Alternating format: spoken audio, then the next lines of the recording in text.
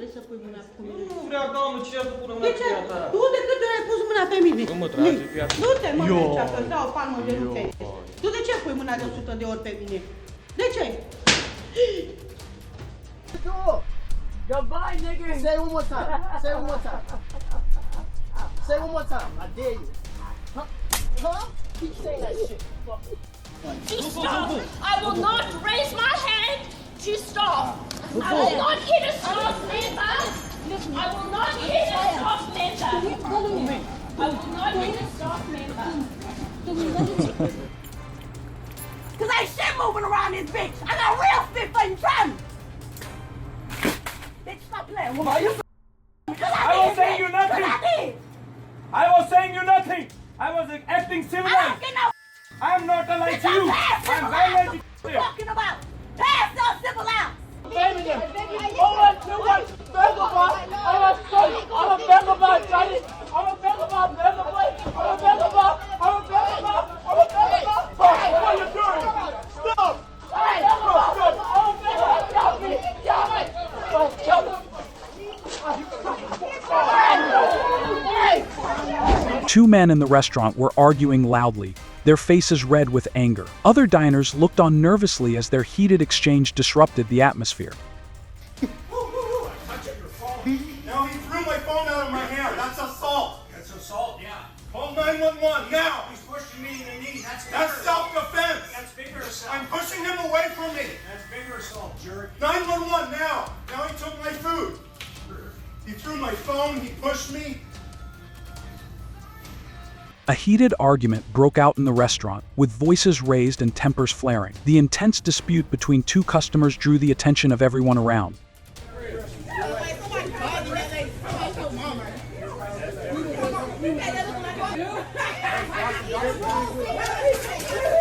Hey! Calm the hell down!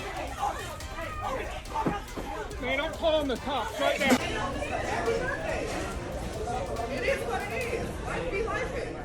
Two people were engaged in a heated argument on the street, their voices echoing through the busy road as passers-by stopped to watch the intense confrontation.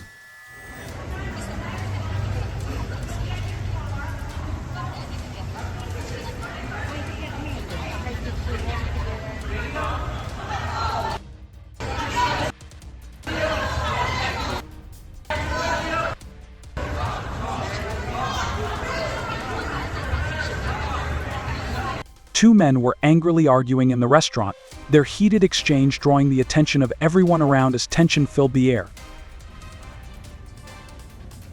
But you're not getting my point. You call me at 4 o'clock in the morning. Where were they at 2? Where were they at 1? I don't know. I just know. Was there a manager here then? Or have you been here on your own all night? All night. And I told you what I'm doing here, right? When you act this ridiculous in public, you can't be surprised when fists start flying at your face. Two angry men started a physical fight in the supermarket, knocking over shelves and attracting a crowd as they exchanged punches in the aisles. My face. Say that N-word again. Say that N-word again. Say it again. Let everybody just adult say it again. Say it again. Right now, you need to identify yourself to the police. If we're stopping to talk to you, yes, you need to identify yourself to me. Is that a crime? You need to identify yourself to me. So that's going to be a crime. Let me get your ID and where you live at, and then let me. I'm not going to tell you where I live. Then why should I tell you where I live? Because I also just gave you my insurance, and your aggressive manner is very unprofessional. You didn't give me your insurance at all. You gave me less time to look it up and figure it out. I put it on your vehicle right Hold there. on, let me talk now. Okay, absolutely. You kept insisting that the piece of paper you gave me had both. I go, I don't see it. That's what I thought it was. Okay. Well, then don't think. That's when people get into trouble, when they start thinking. Welcome back to Cops America. Did you know that illegal traffic stops by corrupt cops are still a significant issue? In today's episode, we dive into a case where a Karen gets knocked out cold after power hit, demonstrating blatant misuse of power. And stay with us as we break down the incident and its legal implications. Subscribe to our channel for more hard-hitting stories and insights. Let's get it on. On January 23rd, 2020, a YouTuber known as 10 Point Programs conducted what is commonly referred to as a First Amendment audit on a public sidewalk in Prince William County, Virginia. During this audit, they exercised their right to freedom of speech and expression by photographing various county-owned vehicles and property. How you doing, sir? Do you have ID on you, sir? How you doing? Do you have ID on you? How you doing, sir? Do you have ID on you? Sir, do you have ID on you? Please don't impede my way of walking, please. No, sir. You're taking pictures of everybody. I need to see some ID. All right. So you're impeding my way of walking. Do you have ID on you, sir? You're impeding my way of walking. I understand that. I need to see your ID, sir. Thank you. Sir, I need to see your ID. Sir, I need to see your ID. I'm not giving any ID, sir. You're taking pictures of county vehicles. I need to see your ID, sir. Okay. So what is illegal about being a photographer? No. You're being a photographer. But I don't know I don't know what the purposes of your pictures of county vehicles are for. So you were at the courthouse yesterday taking photos as well, right? What is the purpose? Can I see your ID, sir? I don't have an ID on me, sir. You have nothing on you? You're impeding my way. I would like to go, sir. You can't right now. And what is the reason why I can't go? I just need to talk to you real quick because you're taking pictures of county complex. I don't want to talk anymore. Then you need to stand right here while make sure that you're not wanted for something. How about that? Stand right here for me. Please don't move. Sir, stay right here for me. You have no ID on you whatsoever? Hey, let me give your...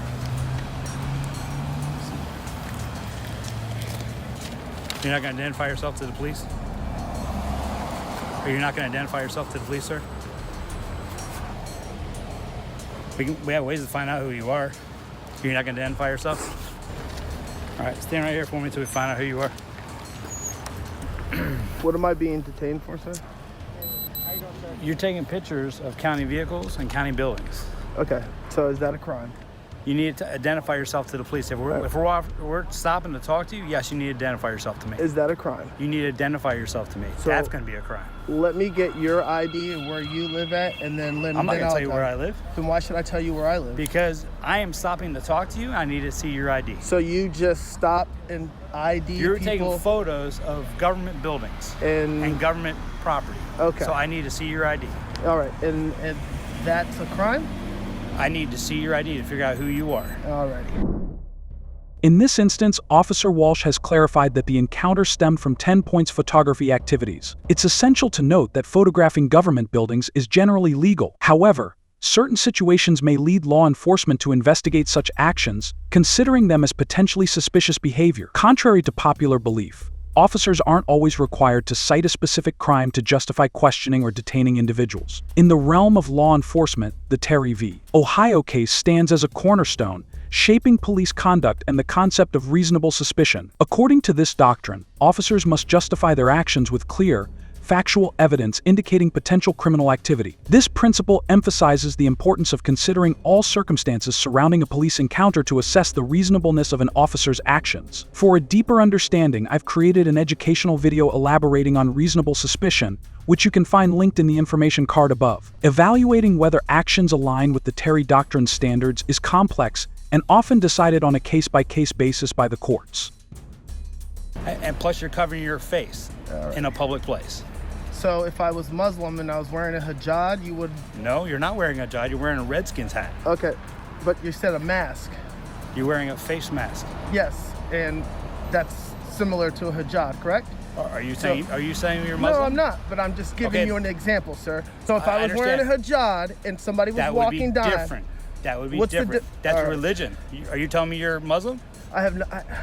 You're not Muslim then. So then you... I have nothing to do about that, sir. I'm trying to make a point. You're wearing a Redskins hat and a black mask in I'm trying to make a point. So what he's trying to say is you're not wearing it for a religious purpose. You're just wearing it to wear it. Because it's cold outside. So now it's only for if you ride motorcycles. That is an officer. That is property of our department. He can wear that mask while he's driving. And this is property of mine. I can wear it if it's cold outside.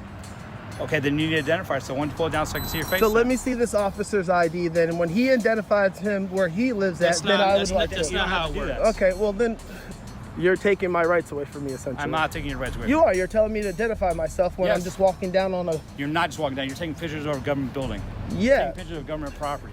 And I'm not allowed to do that? That's a crime? Well, we need to identify, see who you are. Is that a crime? Yes or no? You cannot take pictures of a government building. That's a crime. to take pictures of You have no ID on you whatsoever. So if we search you have nothing on you? I don't consent to any searches, sir. Okay, well, we'll see about that. So I talked to Sarge, I talked to our supervisor, I'm Officer Gardner, type please. So you understand our concern today? I don't understand your concern, so sir. What were you, I missed the beginning of it, so I don't want to say third party. What was your purpose for being out here today? I'm just taking pictures. Okay, what are you taking pictures of? I'm just taking pictures. Okay, you're just out taking pictures? Correct. Is there for any reason?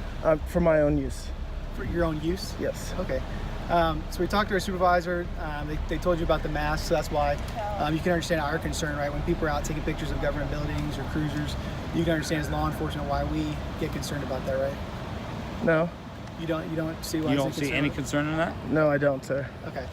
Well, I think most people would probably agree that it's concerning if people are coming up and taking pictures, especially this day and age. And what do you mean by this day and age? This day and age was like there's wars and stuff going on, and people plotting. And The wearing of masks in certain public places is prohibited under Virginia Code 18.2-422.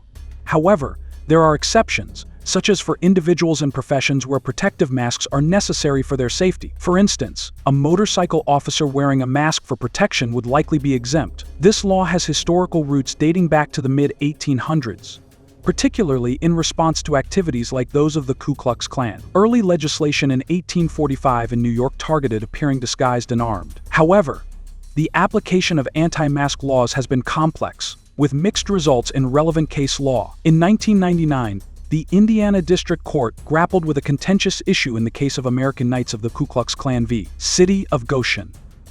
The Ku Klux Klan members argued against a city ordinance that required them to remove their masks in public. They claimed that unmasking would expose them to harassment, impeding their ability to advocate for their cause. Surprisingly, the court sided with the Klan, deeming the anti-mask law unconstitutional. However, the legal landscape shifted 5 years later when the Second Circuit Court revisited the issue. In a landmark decision, the court emphasized that while the Constitution protects free speech, it does not extend to dictating the circumstances under which speech occurs. In a recent legal case, Church of the American Knights of the KKK v. Carrick, courts have grappled with the delicate balance between individual rights and societal safety. The issue at hand concerns anti-mask laws, particularly in scenarios involving groups like the Ku Klux Klan KKK. Courts have consistently prioritized protecting citizens from the Klan's intimidation over preserving the anonymity of its members. This precedent underscores the broader challenge of maintaining public order while upholding constitutional freedoms. Anti-mask laws, prevalent in approximately 15 states and numerous counties, aim to mitigate various concerns, from public safety to law enforcement efficacy. While recent judicial trends suggest a willingness to uphold such laws, their application remains contentious. For instance, Virginia Code 18.2-422, cited in the case, provides officers with grounds for suspicion, but raises questions regarding its interpretation and potential violations. However, the code does provide the police a good basis to arrest and identify 10 Point. Additionally, after a protracted game of teasing between 10 Point and Officer Walsh, Officer Gardner eventually shows up and voices his worries. I didn't say anything. I can see where you're coming from. That's not understanding where I'm coming from, but I can understand where you're coming from. Sure. But it has nothing to do about me walking around taking pictures, sir. Is there a reason why you don't want to identify yourself? I don't need to. It's not I haven't committed a crime. I'll just say, if you cooperate with law enforcement, we get your name. Okay, so how about this? What's your name, sir? Officer Gardner. Can I see your ID? Why do you want to see my ID? Because you want to see mine. This was issued by my No, sir. I understand. I see that, Mr. Gardner, right? I understand that, sir. But let me see your ID, your Virginia State or your... Law enforcement? This right and you don't need to... law enforcement. That's our job. I understand, but you're law enforcement to... You guys are here to uphold the law, correct? Correct. Yeah, so what law have I broken? No, hold on. What law have I broken? Well, first of all, wearing a mask in public is something of concern. Okay, so it's class 6. It's a class 6 felony. Wearing a mask. Please watch what you guys are saying. Wearing a mask in public. There are millions of people that wear masks because of their religion belief. I agree. And are you trying to tell me that that is something suspicious? As we talked about before, though, you said you're not wearing that for religious reasons. I didn't correct? say. All I said, sir, is I'm making a comparison. That's all I'm doing. He's saying that I can't wear a mask in public. I made a comparison that people do wear a mask in public. So are you stopping them on the side of the road, asking them for their ID? Because that's part of the... I can't leave. I don't understand, sir. Because we need to find out who you are before you can get free to go. And all right, so 4 minutes ago I said this is going to be a circular conversation, right? So you're not going to identify yourself at all to us? No, sir. I don't feel like I need to. You're required to identify yourself to law enforcement if we stop to talk to you. What law is that? And like I said, I'm not a lawyer, right? But you... So here's the deal. I'm their supervisor. Okay? How you doing today, sir? So what is your intent and purpose of being on county property taking pictures today? I'm a photographer, and the last thing I knew, this is public property, correct? It is public property, okay. But let me just put it in perspective of the people that are calling in because they were concerned. They have a person that is masked. Yes, it is cold. They are taking pictures of the building. They're not sure if you're being a photographer or if you're being a person that is doing a setting up for either an attack or reconnaissance for whatever malfeasance that certain individuals might do. So we're trying to identify who you are and why you're here. We have identified why you're here, but we don't know who you are. Okay. So do you have any physical ID? All right. Do you have any physical ID? Like I explained to Mr. Walsh, Do you have sir? any physical ID? No, I don't, Driver's license, sir. walker's ID? Like I explained to Mr. Walsh, no, I don't, sir. Do you have any form of identification upon your person? Like I explained to Mr. Walsh when he asked me. Okay. I said no, right? Okay. So like I said to him you provided earlier. them your name?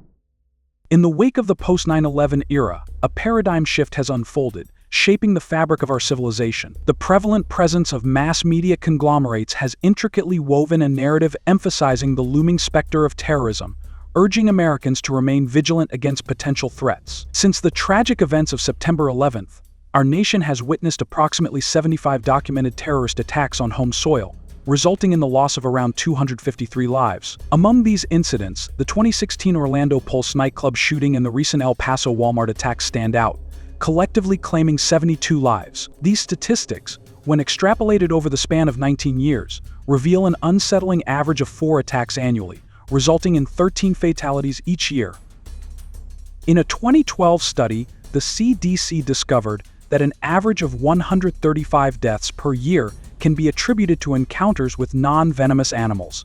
Surprisingly, farm animals statistically pose a greater threat to Americans than domestic terrorists. These findings prompt us to rethink our perceptions of risk. While it's essential to address terrorism concerns, it's equally important to prioritize public safety measures related to more prevalent dangers. Moreover, these statistics underscore the need for responsible media reporting. Sensationalized narratives can fuel unnecessary fear, contributing to mass paranoia. As journalists, it's crucial to address the issue of domestic terrorism with precision and balance. While vigilance against potential threats is essential, it's equally important to uphold the rights of citizens. Recent trends in American media have raised concerns about fear-mongering, potentially overshadowing our cherished liberties safeguarded by the Fourth Amendment. Of wearing a mask in public. Okay. So, what is your decision? What do you want to do? Do you wish to identify yourself, or are you going to continue to refuse? Am I allowed to go? No. You're under investigation right now, trying to find out what you're doing. For what crime, sir? Your suspicious activity. Okay, so is suspicious activity a crime? And Mr. Hill, is suspicious activity Currently, you're detained because you're wearing a mask in public and refusing to identify yourself. That is the charge. What is what is that statute or penal code that I can't wear a mask, sir? It is under 18.2/422, prohibition of wearing a mask in certain places. It shall be unlawful for any person over the age of 16 years of age with the intent to conceal his identity, wear any mask, hood, or other device whereby a substantial portion of the face is hidden. Okay, so the first sentence you said, sir, was in certain places. Is there a sign on this? Sir, are you refusing to remove your mask and identify yourself? Sir. Are you refusing to remove your mask and identify yourself? Well, it's a simple question. And I'm going to have to assume that it's going to be a no, which means you're going to be put and placed under arrest. For what? All you have, I just told you. Okay. Now, are you refusing? Are you I refusing just to told remove you my your? name. Are you refusing to remove your mask? Completely, sir. Thank you. Yep. What is your name and date of birth? I just gave it to you. I didn't hear you because you were talking at the same time I was talking. So now I'd like to plead the fifth. I just gave you my name, so now I'd like to plead the fifth. And your date of birth, sir. I don't, we have to be able to identify you by pulling you up in the system. That is great. I just gave you my name, now I'm pleading the fifth, sir. I've answered your questions. Okay, now what is your to date go? of birth? I'm sorry that there's 1, 2, 3, 4, 5, 6, 7 officers that didn't understand that. Well, that's the problem, because you've been pushing the system the entire time. Because right now, the charge was the wearing the mask in public, and you're rising to the level of disorderly conduct and obstruction of justice. We don't want to do that. We want you to be able to walk off and take your... Yes, sir. Have I described this? I've been talking to you in a very calm manner. You have been. Have I raised my voice at you, sir? No, but you're causing a disturbance within the public because everybody's watching what you're doing here. You're also obstructing justice because we're not able to do our investigation. Those are the two things. So, to make it easier on yourself and make you free to go. To make it easier on yourself, sir. No, I'm making it easy for you. I'm gonna be done. I'm done talking, sir. Okay, sir. We just need your name, date of birth. I'm done talking. Then once we get that information, we can look into the DMV system to make sure that your photo matches that person. If that doesn't happen, then unfortunately we got to go to the next step, which is you have to go. You don't mind if I back up here just for my safety? I feel a little. No, sir. Okay, so no problem. I'm gonna stay right here, sir. Yeah. So all you have to do is provide your name, date of birth, and then you'll probably be gone in the next 5 minutes, as in on your way, doing whatever photography that you want. It is just a simple interaction. And all you have to do is provide your name and date of birth so that we can verify who you are.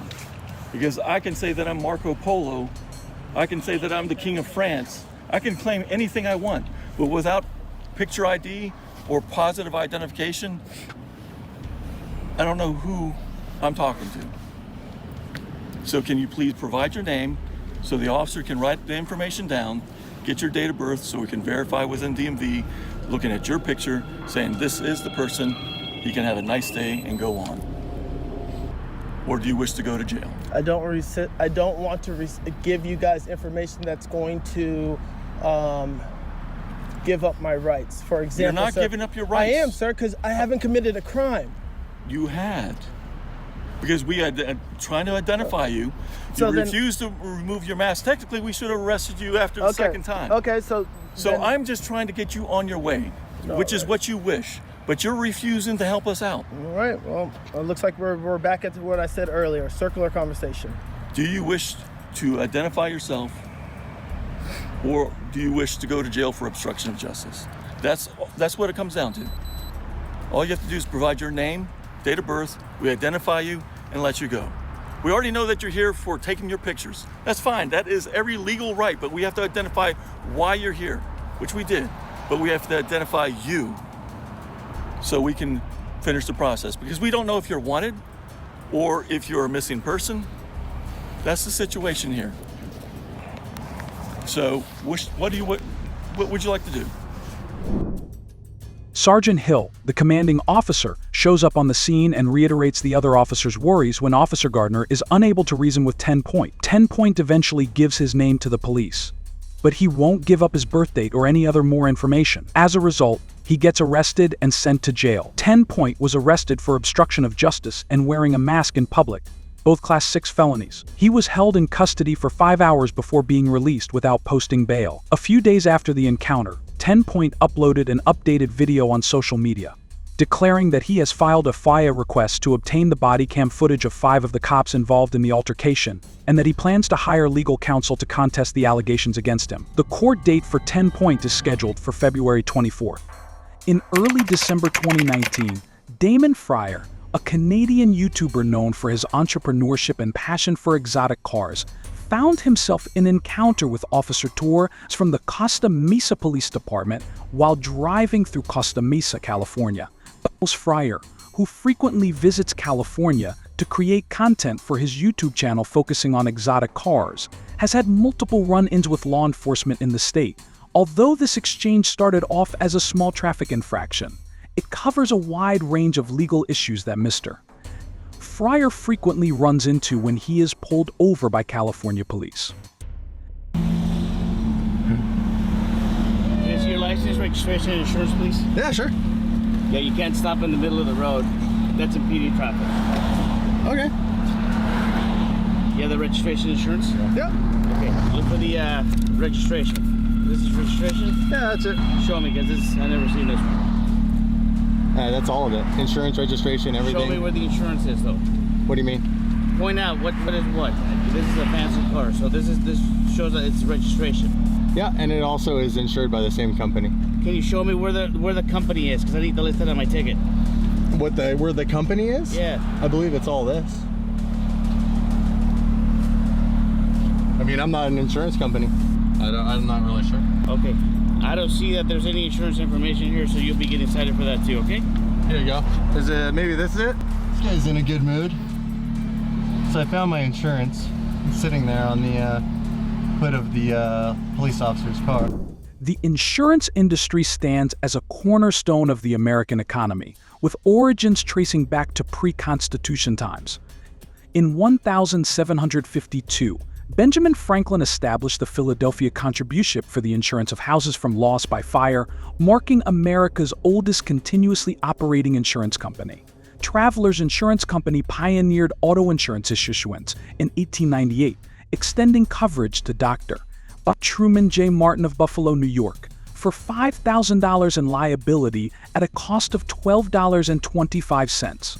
Massachusetts blazed a trail in 1925 by enacting the first legislation mandating auto insurance for vehicle registration. For over 3 decades, it remained the sole state imposing compulsory auto insurance laws. Today, California enforces financial responsibility requirements under Division 7 of its vehicle code, compelling drivers to furnish evidence of coverage upon request. In accordance with the legal framework of the United States, it's imperative to recognize the complexities surrounding law enforcement procedures, especially concerning vehicle stops. While verifying insurance compliance is essential, it cannot serve as the sole basis for a stop. And the law, albeit comprehensive, often leaves room for interpretation, leading to varied enforcement practices. Officer Torr's decision to issue a citation to Mr. Fryer for failure to provide proof of insurance upon request may align with his authority under the code. However, the ambiguity within the legal statutes raises concerns regarding the citation's validity in court. Mr. Fryer eventually located the correct document and presented it to the officer. Hey, Damon, we got a little problem, man. Your license, you don't have a license. I do have a license. In California, you don't have a license. 100% I do. I've been through this like 5 times. My attorney's dealt with it 1,000,000 times. I just ran you, it says none issued. What's that? I just ran you and it states that none was issued ever to you. I'm not from California, I'm a tourist. I'm Canadian, you're holding a Canadian license. I also just gave you my insurance, and your aggressive manner is very unprofessional. You didn't give me your insurance at all. You gave me less time to look it up and figure it out. I put it on your vehicle right there. Hold on, let me talk now. Okay, absolutely. You kept insisting that the piece of paper you gave me had both. I go, I don't see it. That's what I thought it was. Okay. Well, then don't think. That's what people get into trouble when they start thinking. You understand? Really? So, you know, you never gave me. That's your advice. Don't think. Okay, yeah, don't think. Why are you so aggressive? How am I aggressive? You're like barking at me. I'm not barking at you. You just did. You're putting words into my mouth. I'm not putting anything in your mouth. I'm recording you too, so okay? So you can put the camera down. If you want the recording, I can get it for you. I record this for my own evidence. Okay. Officers all the time have misinformation. You're telling me I don't have a license. I have a license. They just told me you don't have a license. What's that? They just told me you don't have a license. I'm Canadian. You're holding my license. So what's your current home address? Sorry? What is your current home address? It's right there on the driver's license in the white paper. Okay.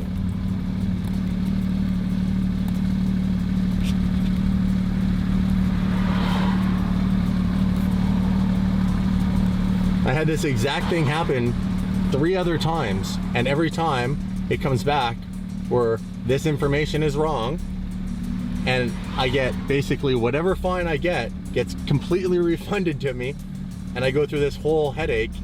I'm just gonna block traffic to help the officer. I don't think so. I'm waiting to get yelled at. And it's crazy. I don't understand how the system here is so archaic that this information's There's another one. 529 Mike to Sound 51.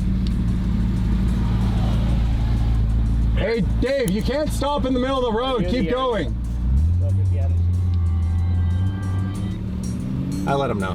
I'm at Lambeau. Where you at? Westbound Adams coming up to Pine Creek, a blue Ferrari impeding traffic. I'm with the one right now. Okay, where's your driver? Oh, there it is. Thank you. Westbound Adams at Pine Creek. Is it going towards Harbor? That's a firm. It's got British Columbia plates on it. Do you know which classes licenses? A, B, C, or D? Or ours is a 5.6. I also hold a motorcycle license. I don't know what that is. A motorcycle? 5.6. Is that a commercial license? It is not. What color hair do you have? Brown. Color eyes? Blue. How tall are you? 6 foot. In the encounter described, Officer Torres encountered challenges in processing Mr. Fryer's information during a traffic stop. Due to the complexity of the address and uncertainty about Mr. Fryer's license status, Torres struggled to input the data correctly into the police database. Rather than seeking assistance, he proceeded alone, risking errors on the citation issued to Mr. Fryer. It's crucial to note that even minor mistakes on citations can invalidate them. In 1949, a pivotal event in road safety unfolded with the Geneva Convention, a lesser-known yet significant milestone. This convention aimed at establishing international safety protocols for road traffic. Among its notable provisions was the inception of the International Driving Permit, IDP, and the mutual recognition of foreign drivers' licenses across borders. Notably, the convention mandated that signatory nations permit foreign drivers to operate vehicles within their territories, provided that the license is issued in English. The 1968 Vienna Convention replaced the initial road safety agreement, yet the United States opted out of this new treaty. Consequently, it remains bound by the standards set forth in the 1949 agreement. According to California Vehicle Code 12502, individuals over 18 years old possessing a valid foreign driver's license can lawfully operate vehicles on California roads. However, the confusion arises with California Vehicle Code 12504, which pertains specifically to non-resident drivers aged between 16 and 18 from foreign jurisdictions. In Maine, Boidenmau, Isolfing and Waikua, this discrepancy not only highlights a misunderstanding among law enforcement officers regarding California's licensing codes, but also underscores a broader issue of disregarding international treaties. His advice to me was, don't think. Never heard that one before. I thought thinking and trying to be like about what you were doing would be a smart decision, but we'll see what he says. I've already had this before, the whole like, you don't have a license here. Canada driver's license? You don't have a... Where's your California driver's license? Okay, so you need a California driver's license to drive in California. No, you don't. Are you a tourist? Yes. Okay, do you have your passport with you? Yeah. You actually do need it, just so you know. No, you don't. Okay, we'll find out right now. Sure. From Canada. State of California? Yeah. You have to, you have 10 days. For what? You're gonna ignore me. Sign here. No, I was just looking the other way. Okay. You get a citation for impeding traffic. Okay, and I apologize for that, just so you know. No worries. I don't know if you heard me when I said, hey, you can't stop, you gotta get going, you gotta get going. You completely ignored me, that's why I'm talking to you right now. Oh, I wasn't trying to ignore you. I couldn't hear you at first, and then when you said get going, I moved. I said, you gotta get going. I go, you're blocking traffic. You're like, okay? All right, I apologize. No worries, take care of yourself. Have a good evening. So in the end, I do have a license, I guess. I don't know. At least he listened at the end. That was cool. I didn't like the aggressive attitude at first. You should have first heard him when I slowed down beside the Ferrari. He was yelling at me, like insanely yelling. Anyhow, he was really aggressive in the beginning, and he kind of calmed down at the end, which is cool. I'll tell you this though, impeding, okay, I get it. You know, like, I guess I'm not supposed to slow down or whatever. I get that. After diffusing the tension and issuing Mr. Fryer a citation for impeding traffic, Officer Torres peacefully concluded the encounter without further escalation. It's noteworthy that despite Mr. Fryer lacked the California driver's license, he was allowed to drive away. Overall, Officer Torres received a C- because although having the right to stop Mr. Fryer for obstructing traffic, he chose not to carry out the stop, in a professional manner or show that he understood the basics of the California Vehicle Code. Officer Torres was unable to leave his ego at the door of his patrol cruiser and let his emotions influence his decisions. Just like so many of his colleagues before him, fortunately, Officer Torres decided to drop the licensing argument and concentrate on the pending traffic charge, which helped Mr. Fryer. As we conclude our exploration, it's clear that instances of innocent citizens facing undue pressure from corrupt officers underscore the critical need for greater awareness. Let this serve as a reminder that justice prevails, and that together, we can strive towards a more just society. Don't forget to subscribe to Cops Americano. Stay informed and empowered. Goodbye and see you again.